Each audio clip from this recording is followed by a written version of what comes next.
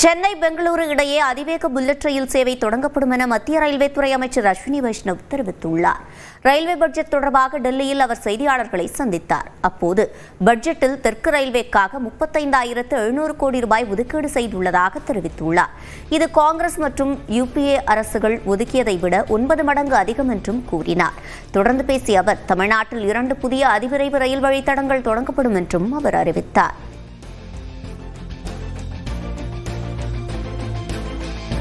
Chennai to Bengaluru, second is from Chennai to Hyderabad. These two high-speed corridors will be designed for 350 kilometers per hour. Railway திட்டங்களை செயல்படுத்த தமிழ்நாட்டில் மட்டும் 4,326 hectare நிலங்கள் தேவை என மத்திய அமைச்சர் அஸ்வினி வைஷ்ணவ் கூறினார். மேலும் திட்டங்களுக்கான நிலங்களை கையகப்படுத்த மாநில அரசின் ஒத்துழைப்பு தேவை எனவும் அவர் கூறினார். பட்ஜெட்டில் அறிவிக்கப்பட்ட அதிவேக ரயில் திட்டம் மூலம் என்ன பலன் கிடைக்கும் என்பதை வரைகலை மூலம் விளக்குகிறார் நெறியாளர் அபிநயா.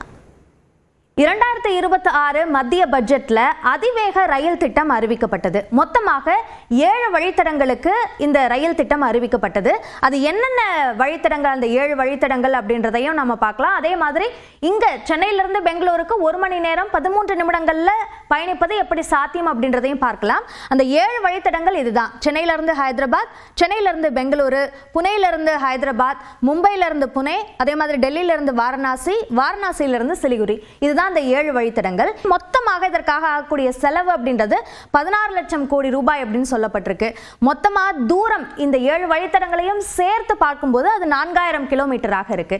அடுத்ததாக சென்னையிலிருந்து பெங்களூருக்கு மொத்தமாக அந்த தூரம் என்பது 354 கிலோமீட்டர். அதுல இப்போ அந்த வழித்தடத்தில் இருக்கிற அதிவேக ரயில் எது அப்படின்னு பார்த்தோம்னா வந்தே பாரத் ரயில் தான். அதனுடைய வேகம் என்பது 130 இருந்து 160 கிலோமீட்டர் பெர் ஆர் அப்படின்ற நேரத்தில் தான் இருக்கு. அப்போ அதோட நேரம் என்பது 4 மணி நேரம் 10 நிமிடங்களாக இருக்கு. இப்போ வகுக்கப்பட்டிருக்க திட்டத்தின் அடிப்படையில் 280 கிலோமீட்டர் பெர் ஆர் அந்த வேகத்தில் அந்த ரயில் இயக்கப்படுவதற்கான வாய்ப்பு இருக்கு. அப்படி இருக்கிற பட்சத்தில் 1 மணி நேரம் 13 நிமிடங்கள்ல பெங்களூருவை போய் சென்றடைஞ்சிட முடியும் சென்னையிலிருந்து அப்படின்னு சொல்லப்பட்டிருக்கு. அடுத்ததாக சென்னையிலிருந்து ஹைதராபாத்தை பொறுத்த வரைக்கும் அந்த பயண தூரம் என்பது 694 கிலோமீட்டர். இதுல இப்போ இயக்கப்படுறதுல அதிகபட்ச ஃபாஸ்டா போறது எது அப்படின்னு பார்த்தோம்னா சூப்பர் ஃபாஸ்ட் எக்ஸ்பிரஸ் தான். அதனுடைய வேகம் என்பது 60 கிலோமீட்டர் பெர் ஹார் அப்படின்னு தான் இருக்கு. 12 மணி நேரம் 25 நிமிடங்கள் ஆகுது. இப்போ ஒருவேளை அந்த அதிவேக ரயில் 235 கிலோமீட்டர் பெர் ஆர் இந்த வேகத்தில் இயக்கப்படுற பட்சத்தில் 2 மணி நேரம் 55 நிமிடங்கள்ல ஹைதராபாத் சென்னையிலிருந்து போய் சென்று அடைஞ்சிட முடியும் அப்படின்றதான் இப்போ இருக்கக்கூடிய ஒரு தோராயமான திட்டம் அப்படின்னு நாம சொல்லலாம். அடுத்ததாக நம்ம பார்க்கக்கூடியது முக்கியமாக இந்த வந்தே பாரத் ரயில் தான் இப்போ இந்தியாவில் இருக்கிற அதிவேக ரயிலாக இருக்கு. அதோட அதிகபட்ச வேகம் என்பது இப்போதைக்கு 160 கிலோமீட்டர் பெர் ஆர் ஆக இருக்கு.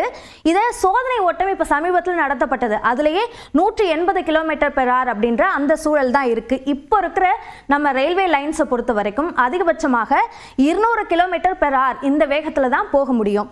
இப்போ இங்க திட்டமிடப்பட்டிருக்க இந்த ஹை ஸ்பீட் ரயிலை பொறுத்த வரைக்கும் அது 230 கிலோமீட்டர் பெர் ஆர்ல இருந்து 370 கிலோமீட்டர் பெர் ஆர் வரைக்கும் இயக்கப்படுவதற்கான வாய்ப்பு இருக்கு. அப்படி அவங்க செய்யணும் அப்படின்னா அதற்கு ஏற்ற மாதிரி ரயில் வழித்தடங்களை மாற்றியமைக்க வேண்டும் அல்லது கூடுதலாக அதுல வசதிகளை ஏற்படுத்த வேண்டிய அவசியம் இருக்கும். இந்த 370 கிலோமீட்டர் பெர் ஆர் அப்படின்றது புல்லட் ட்ரெயின் மூலமாக தான் சாத்தியப்படுத்த முடியும் அப்படின்னு ரயில்வே துறையை சார்ந்த வல்லுநர்கள் தெரிவிக்கிறாங்க.